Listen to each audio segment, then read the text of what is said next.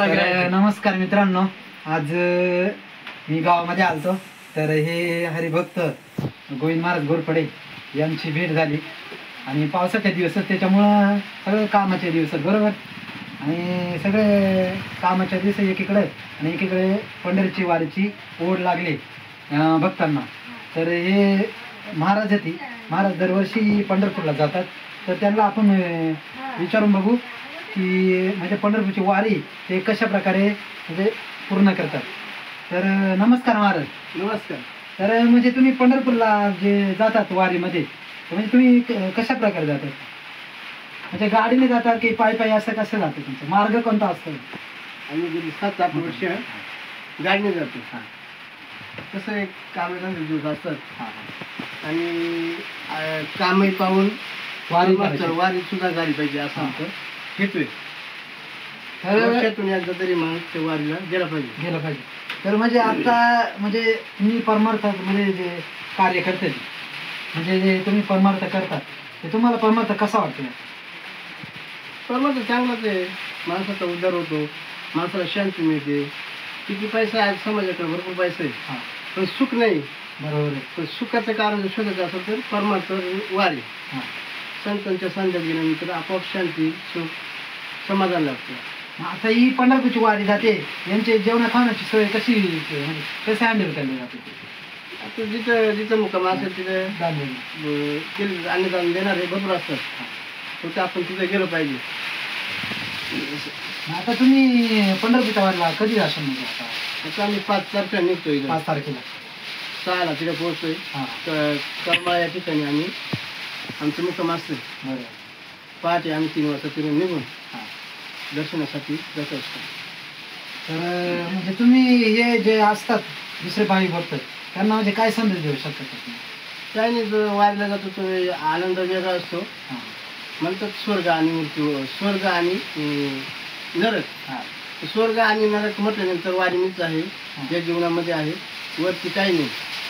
जो चांगला जगतो, चांगला राहतो, त्याला स्वर्ग म्हटलेलं आहे. जो पाप वाईट कामं करतो त्याला पाप म्हटलेलं आहे, म्हणजे त्याला नरक म्हटलेलं आहे असं. तर आता म्हणजे पंढरपूर आता ही जे म्हणजे वाईट मार्गाला जी तरुण पिढी चालली, तर तरुण पिढीला तुम्ही काय संदेश देऊ शकता? तर पिढीला एकच सांगेल की तुम्ही शिक्षणही घेतलं पाहिजे. तुमच्या शिक्षणाच्या माध्यमातून परमार्थ जर घडला तर निश्चित तुमची वाटचाल पुढे चांगलीच राहील. तुम्ही जे काम करणारे कोणत्या क्षेत्रामध्ये, तुम्ही जर PSI झाला तर अधिकारी चांगला झाला तर समाजाची चांगली सेवा करू शकता. जो ज्याने शिक्षण घेतलं PSI झाला, जर अध्यात्म नसला तर तो चांगलं काम करू शकत नाही. मग महाराज म्हणजे तुम्ही इथून पंढरपूरला जातात गाडीमध्ये, मग किती लोक असतात गाडीमध्ये? आम्ही 10 ते 11 जण. म्हणजे तुम्ही आदल्या दिवशी जातात? आदल्या दिवशी. आणि वारी पूर्ण वारीचा दिवस पूर्ण वारी खूप आनंद, संत नाचतात, बागडतात. म्हणजे पाऊस चालू असतात त्याच्यातच संत नाचतात का? हो, अगदी ऊन वारा पाऊस संतांना त्याची काहीच गांभीर्य नसते. काहीच म्हणजे कोणी काही हेच मनापासून अगदी भक्तिभावाने भक्ती केली जाते.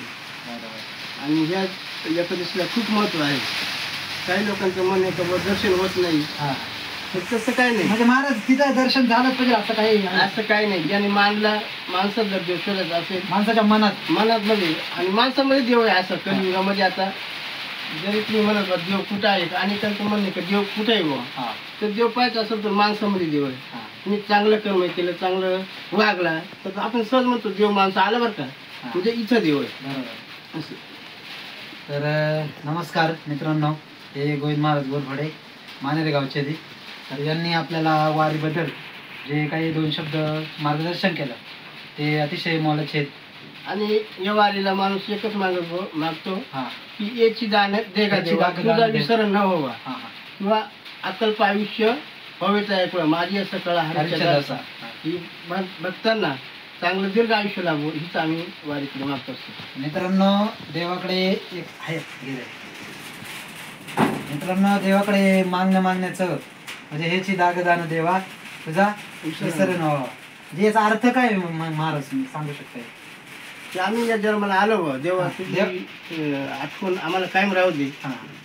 आणि असंच याच्यातून तुला म्हणजे विसर पडून देऊ नको, बाकी काहीच नको तुला. काय बाकी काहीच नको. न लगे धनसंपदा. धनसंपदा हा. संत संग देई सदा. हा. संत संग जर असला जीवनात हा, हा. तर त्याला सुखही सुख लाभलं. तर रामकृष्ण हरी मित्रांनो, धन्यवाद.